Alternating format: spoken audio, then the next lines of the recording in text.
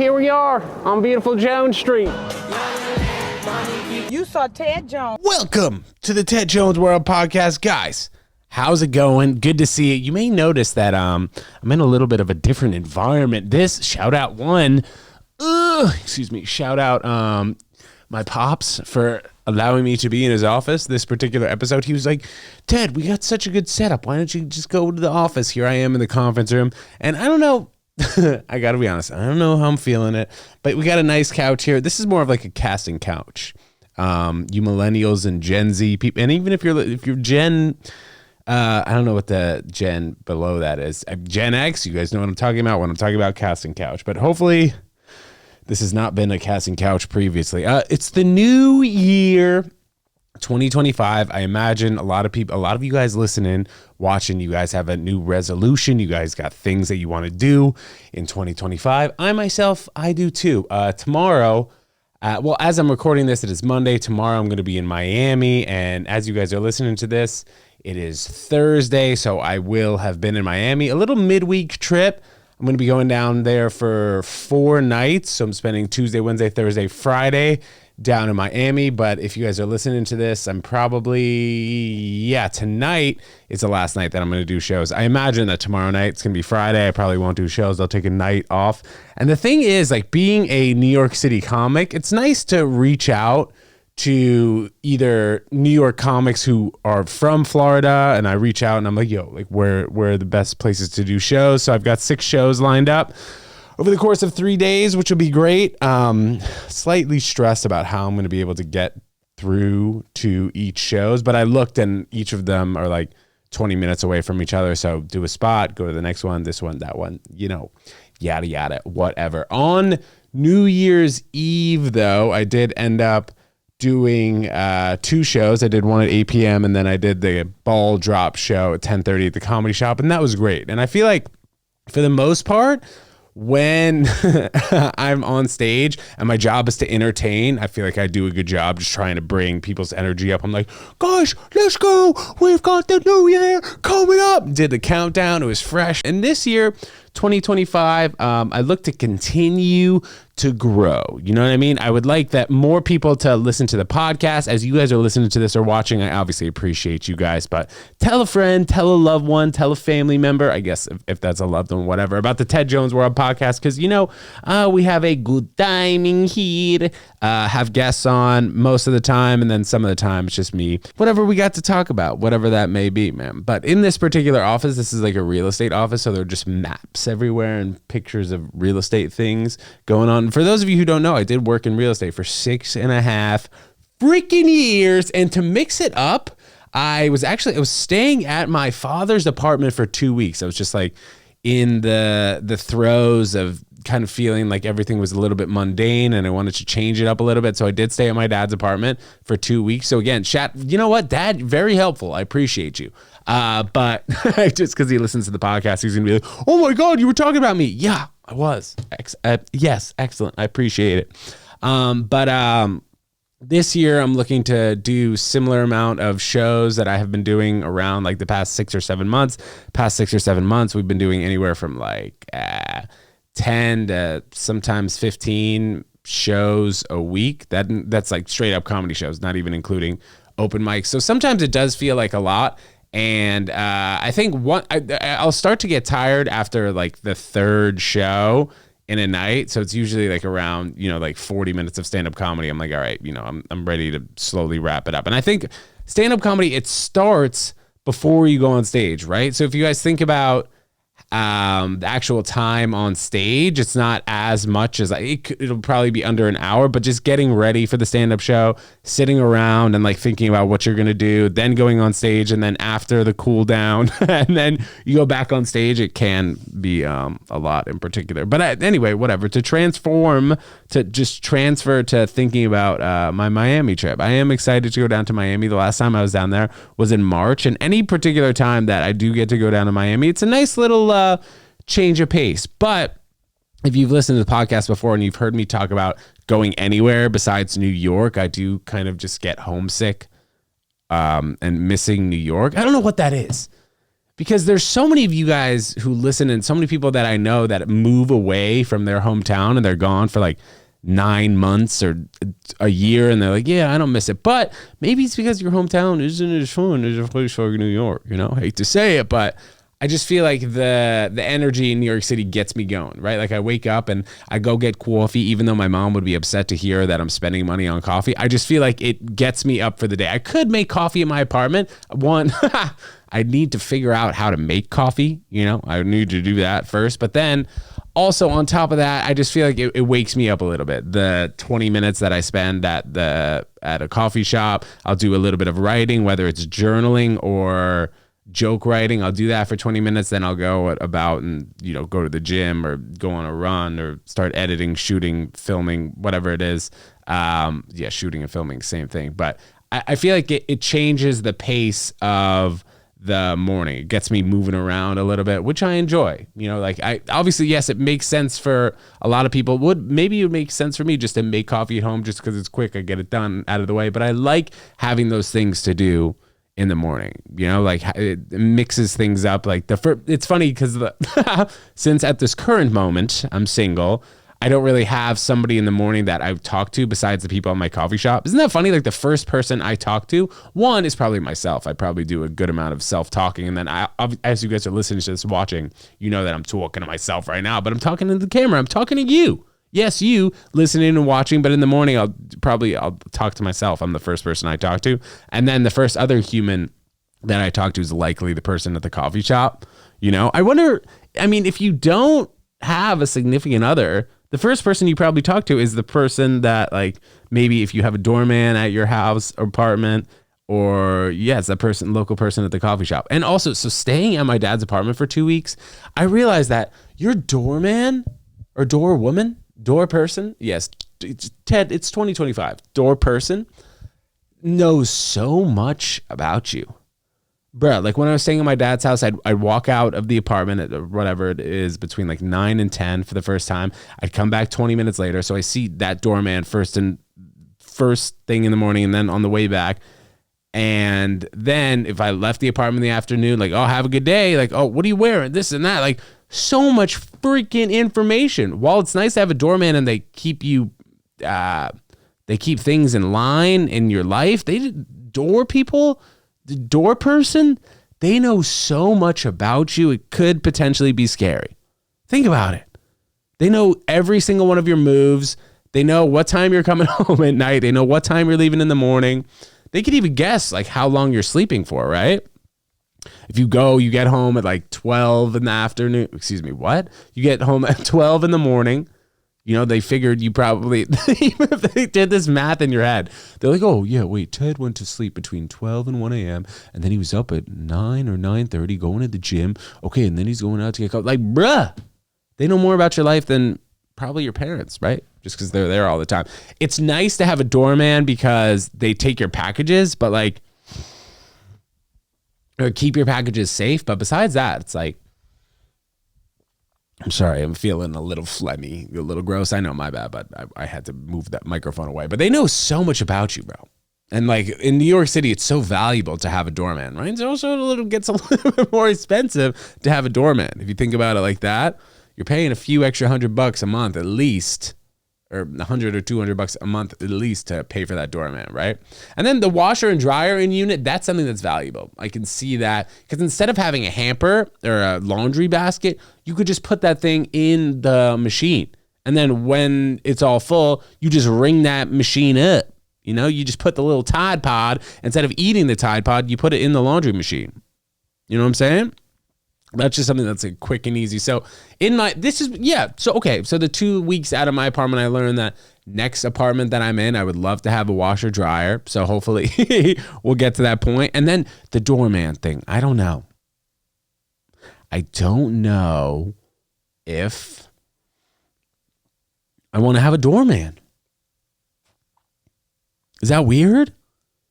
But like all the luxury buildings in any city, really, you think about Chicago, you think about Miami, you think in LA, in a place like Jersey, which is close to New York, Jersey City.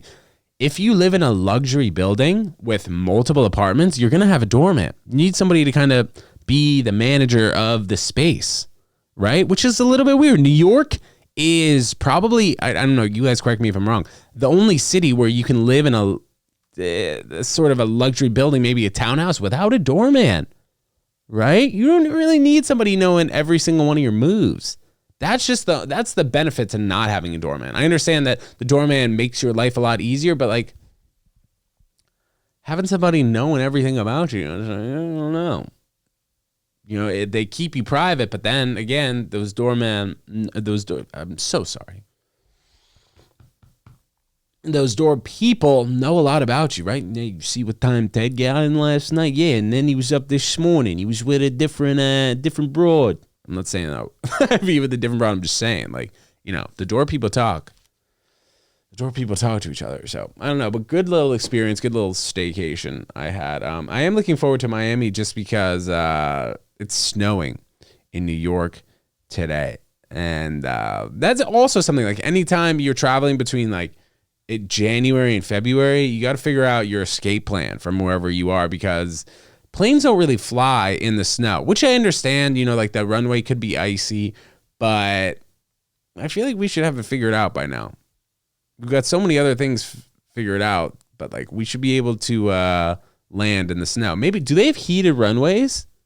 That's an interesting question, to melt the snow. I'm sure they do at this point. But then, I feel like planes should almost be self-flying, right? But there's probably needs to be some sort of human control up there. But, even me saying that, they have autopilot, right? It's just like the pilot takes off the plane, then it gets to cruising altitude at like 30,000 feet, and then it just starts to autopilot. But I guess it's just those nuances in the air. Not even to make light of that, but like the first week of 2025, it's been a little crazy. Attacks on the subway, not great. I do find, if you guys are listening to this and you don't live in New York City, I do find that the New York City subway is safe. I have seen instances where I've thought to myself, oh, wow, this is like not a safe situation. But I do feel like it's the best way to get around, and I have faith in the New York City subway system. And as I am recording this right now, the New York City congestion price fares have gone into effect. And this is where, I guess I'll put up the map here. If you guys are watching on Spotify or YouTube, you guys can see the map here of the congestion prices. But I think at some point, you have to realize that costs are just going to continue to go up if we allow for these laws to be implemented. Like, dude, like for it to cost $27 at some point to enter New York City at a certain point, it's like ridiculous. It's crazy. And then I think that probably pushes people to want to take public transportation more. But at the same time, it's like a lot of people do need to bring their cars in. And then if it's gonna cost way more money for trucks to come into the city, then all these goods are gonna go up. Even in my local coffee shop, the thing that I always get is costing more money. I don't know if that's because of the congestion prices, but I imagine, maybe it is, because this has happened in the last week where an iced Americano has gone up like $1.50, which is a lot. That's like more than 10% of what the price initially was. So if these prices are going to continue to go up, and the congestion prices, I don't know if I necessarily agree with the congestion prices, but I'm not someone who drives their car into the city every day. I don't even drive a car regularly in the city, but I can imagine it's really got to be affecting you. So are they trying to push you to take the public transportation more? Yes. But if you are even around any New York City subway, you do see people skip the turnstile quite a bit, where they will just end up riding the subway, but they'll just hop over the turnstile. I do sometimes see police officers or security guards around the subway system enforcing the tickets, where they're saying now if you get caught, it's a $150 fine, as opposed to in 2024, it was a $100 fine. But with the $150 fine, once you pay it, they'll give you $50 credit towards the NYC subway. So they'll give you like a $50 Metro card, which I think that's a good buyback for your buck. So if you do get caught jumping the subway, $150 fine, but then you get $50 back once you pay it, which is good. I think that makes sense. Look, I'm not here to trying to talk about politics. I'm just saying what I feel, what I've seen throughout the New York City subway system, and then New York in general. But I do love New York, man. It's a great place for what I want to do. And if you guys have ever visited it, maybe you'll say that there's a little bit too much going on. You feel claustrophobic sometimes, which is also true. And if you take the subway at a peak prime time, if you're at like 9 a.m. or 6 p.m., it's going to be crowded. But I think that there's just such an energy in New York City that I personally love, where I'm like, I don't know if I would ever be able to live anywhere else unless I had a family and just my life circumstances change. But for considering how old I am, 26, aka 33, I think like I do see myself for the foreseeable future of the next 3 to 5 years really wanting to be in New York and freaking make my imprint here. You know what it is? Being a vegan, in 2025, there's many options for me here. There are many opportunities, and I feel like for a younger person in their 20s, in their early 30s, there are many opportunities here, and you meet so many different people. That's also the case. Not being in a car and walking on the street, going into places where there are a bunch of new people that you would not have otherwise met.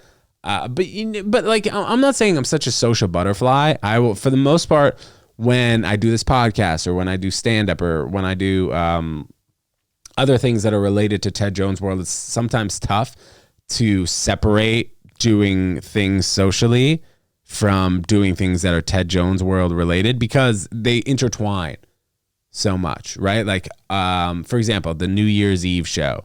When I did that 8 p.m. show, it went solidly. But then once I did the 10:30 p.m. show, and as soon as it hit midnight, I was like, all right, I want to go home. This bar, the place where I did the show, the comedy shop, had like 120 people in it. I was like, all right, this is packed. I want to go home. So by like 12:15, there wasn't really a difference in between a regular night show and then going into the new year. You know what I mean? So I do need to sometimes do a better job in disconnecting the two and realizing like, all right, this is a time to relax and socialize, or this is a time to focus on Ted Jones world things. But it's tough to disconnect when you're always thinking about the business side of things, right? And then I can imagine you guys listening, if you own a business or you are very closely related to your work or you're very focused on your work, it's tough sometimes to disconnect the two. So 2025, I look to do that better, right? And okay, so I never really have show recommendations because I don't really watch that much TV. But the past like couple weeks, I watched Beast Games, which is a show by Mr. Beast on Amazon Prime. It's such an insane like prize-ridden show where he's giving out over like $5 million, and there's a $5 million prize for the winner. It's crazy. Mr. Beast has done a great job. YouTuber, influencer, entertainer, this guy, if you've never heard of him, Mr. Beast, but check it out on Amazon Prime. And then also on Netflix, this movie that I saw, Carry On. So good. And people are like, Ted, you look like Jason Bateman. Anyone ever tell you look like Jason Bateman? Pop up a picture right here of Jason Bateman. I do feel like in the hat and like the hair coming out, sometimes I do feel like I kind of look like him. But such an amazing holiday movie, takes place in the airport. I won't say much more, but it's funny how I won't do any spoilers here, but I guess I'll just explain what people have thought about the movie. People say it's very unrealistic, but I think from the first time that I saw it, from a viewer's perspective, I wasn't really looking into the plot where I could poke holes in it and be like, that would never happen. That would never happen. That would never happen. I think I'm more of an idealist, if that's the correct word, where I'll watch something and I'll be like, well, ideally, this is what would happen in this particular situation, even though you can watch it and be like, oh, that's unrealistic. That's unrealistic. And then you get into the TikTok wormhole where they're pointing out all the unrealistic parts about the movie. But if you guys have time, check it out. Carry On Netflix. They're not even paying me to say that, I'll tell you that. But it was a great movie, and I watched it for a second time. The second time I was scrolling on my phone, but I was still sort of watching it. Great acting, great storyline. It was fun. And that was the first time in a while where I've seen a movie like that and I've been like, wow, this is actually a fun movie. I want to watch it again. I cannot remember the last time that's happened. But I hopefully imagine that platforms will be able to put out movies like that in the future, because that was a really fun movie that I saw in particular. Just going back to what I do see myself doing more of in 2025. I think it is getting more traction. I'm going to be transparent with you guys, just based on all of the platforms that I do post on. I would like more traction, right? I'd like more people to see my content. And given that we've been doing this podcast for 5.5 years, and I've been posting on Snapchat, YouTube Shorts, Instagram, TikTok, and YouTube in general. I guess that's different from YouTube Shorts. I would like more traction, and I'd like my voice to get out there more. But this has been a great ride, and I think 2024 was a great year for me. It was a very challenging year on all fronts, but a very rewarding year. And I'm happy that we've all made it to 2025. And just trying to think if there's anything that I do want to leave you guys with. But as you know, the solo episodes, I do anywhere from like 20 to 30 minutes, just getting on here once a week to let you guys know what I'm thinking and what I'm feeling. But if you guys do want to see me do stand-up comedy, stay close-knit with the Instagram. You can email me, ted@tedjonesworld.com, and I'll do my best to get back to you guys. But I do appreciate the love and support that I continuously get from you guys who watch and listen. So without further ado, this is Ted Jones World Podcast in my pops' office on the casting couch here. And we'll see where the studio lends itself through the future episodes of the Ted Jones World Podcast. But we're going to keep doing it, going to keep plugging away. And as always, thank you guys so much. Love you so much. And we'll see you guys next time. All right. Thanks again. Peace.